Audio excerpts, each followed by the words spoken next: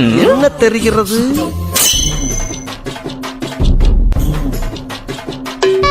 மச்சான், நானும் காலையில இருந்து உட்காந்து பாத்துட்டு இருக்கேன். என்னமோ தேடுற, அப்படி என்னதான்டா தேடுற? என்கிட்டயும் சொன்னா நானும் வந்து தேடுவல்லடா.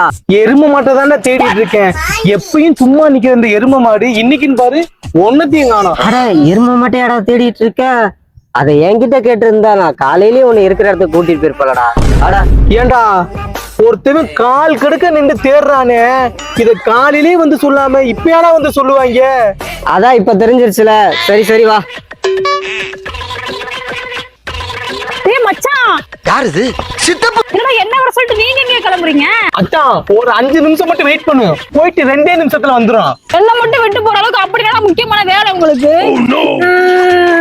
ஏ இப்ப எதுக்கு அழுகுற? எரும மட்டும் தான் பார்க்க போறோம். எல்லாம் விட எருமை மாடுதான் உங்களுக்கு முக்கியமா போச்சு. சரி, எதுக்கு நான் எருமை மாட்டை பார்க்க போறீங்க? அதான் எனக்கு ரொம்ப நாளா முடி கொட்டுதுன்னு டாக்டரை பார்க்க போயிருந்தேன்டா.